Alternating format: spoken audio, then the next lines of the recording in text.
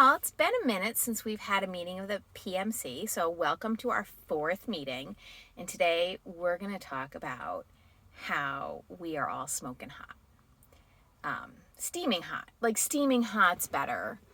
Steaming swampy, nasty, gross hot.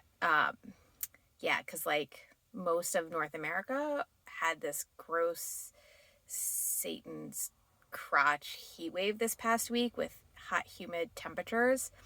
And so for those of you not in perimenopause, what you felt like during that heat wave, that's what we got going on. But not all the time, because, like, we can't have that kind of consistency. So just like in upstate New York, we get to experience all four seasons in one day. Sometimes, like, March through May and September through December, like half the year.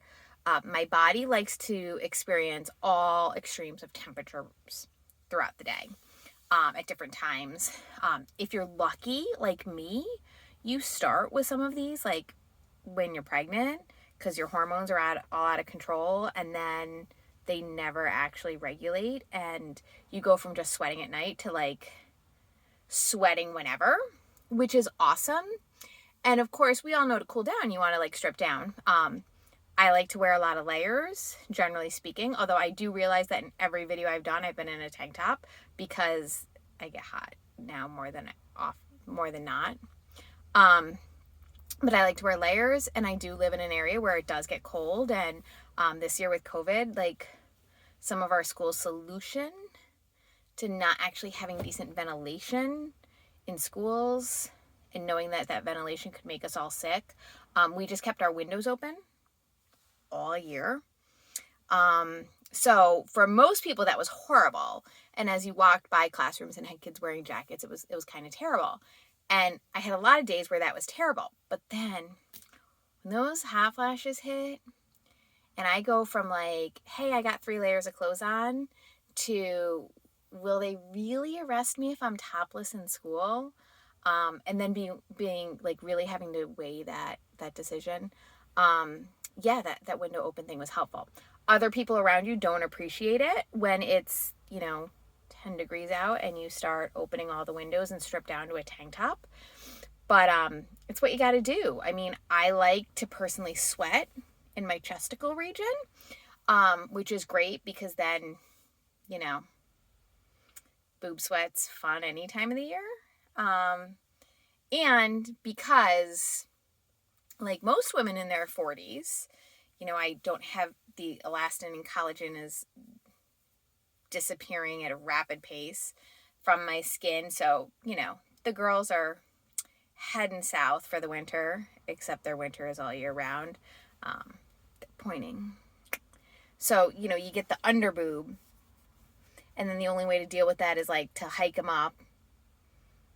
And then that like puts a strain on your back, which is already strained from like looking at a computer. So that's another fun thing that we get to deal with, but I'm not here to talk about that. I'm here to talk about the insane heat that we all have.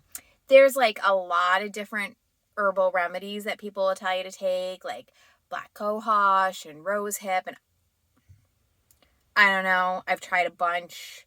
I do have some things that work better than others, but I'm not here to make recommendations, but there are definitely things out there to help with that sweat.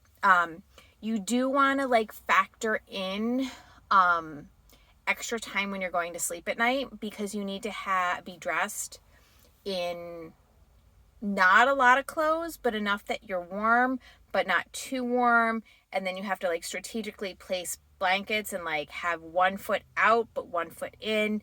And you have to lay at, a 37.5-degree angle with your head built here and your pillows there, because that's the only way you can fall asleep. And then you have all those pillows and the blanket strategically placed. So then if you roll over, it messes it up and you have to like get out of bed and get back in and fix it all again. And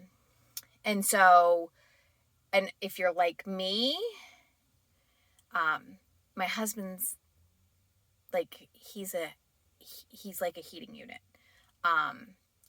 And he likes to sleep on top of the covers because he gets too hot.